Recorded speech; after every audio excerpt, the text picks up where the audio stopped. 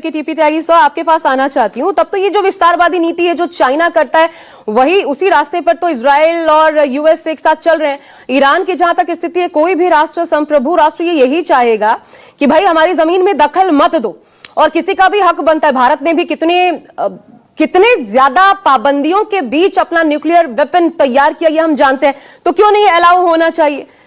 ये तो सीधा सीधा दादागिरी है एक तरीके से। फिर अगर ईरान के पक्ष में जाते हुए मैं ये शब्द कहूं तो बिल्कुल सही कह रही हैं आप। सबसे पहले तो मैं कर्नल नैन ने जो बात कही उसका समर्थन करता हूं कि वर्तमान स्थिति में अमेरिका कोई ना कोई बहाना ढूंढ रहा है डायरेक्टली इस युद्ध में इन्वॉल्व होने का।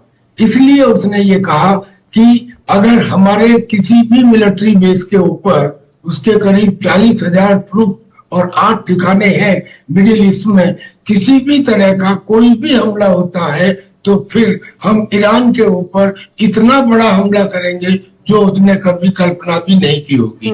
इसका मतलब ये हुआ कि कोई भी मिलिटेंट अगर हमला कर देता है अमेरिका के बेस के ऊपर तो वो ये कहेंगे कि ये ईरान ने करवाया है, लिहाजा उन्हें एक बहाना मिल जाएगा जुड़ने का और इस युद्ध में कूदने का।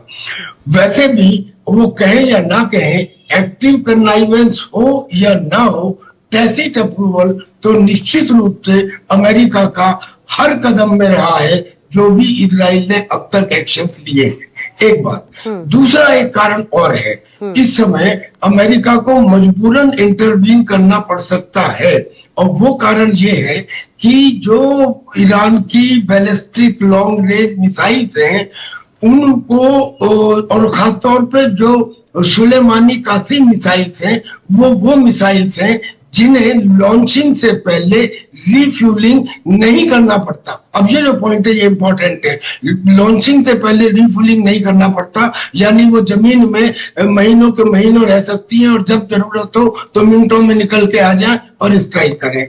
हूती भी स्ट्राइक करता था इजराइल पे, लेकिन पूरे 24 घंटे में एक मिसाइल स्ट्राइक करता था और उसको इजराइल के जो एयर डिफेंस सिस्टम थे वो उससे रोक लेते थे।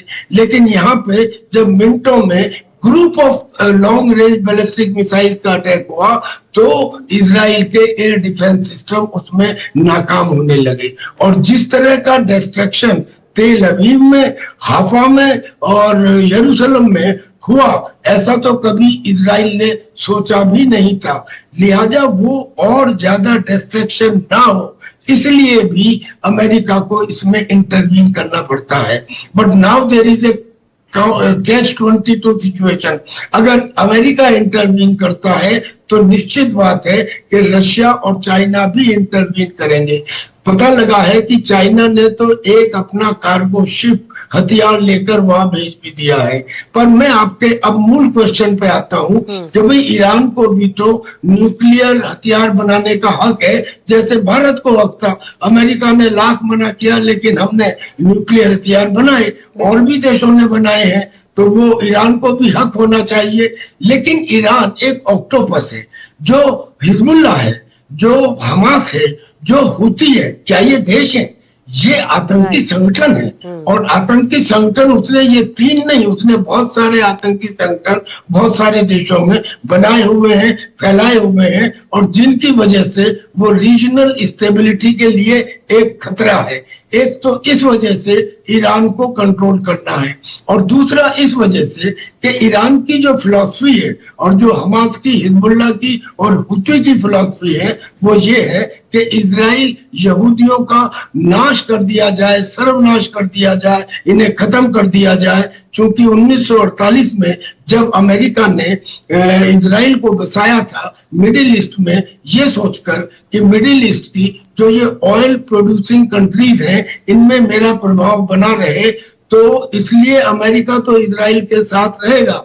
लेकिन इजराइल का वहां पे आना फिलिस्तीनियों को और मुस्लिम वर्ल्ड को किसी भी कीमत पर पसंद नहीं है, जिसकी वजह से आज तक इतने सारे युद्ध हुए हैं। तो इजराइल को ये लगता है कि अगर ईरान ने न्यूक्लियर बम बना लिया तो उसका पहला हमला हमारे ऊपर ही होगा। लिहाजा इजराइल के लिए ये एग्जिस्टेंशियल थ्रेट है। इजराइल की एग्जिस्टेंशियल थ्रेट और इजराइल अमेरिका का एक बेबी, लिहाजा अमेरिका का ईरान के खिलाफ होना लाजिम है। फिर तो इसलिए वो दोनों ओर डर एक ही है सर। इस तरीके से अगर मैं समझूं, दोनों ओर डर एक ही है, तो फिर इसका उपाय क्या है? और इसके साथ एक मैं सवाल भी जोड़ दूं,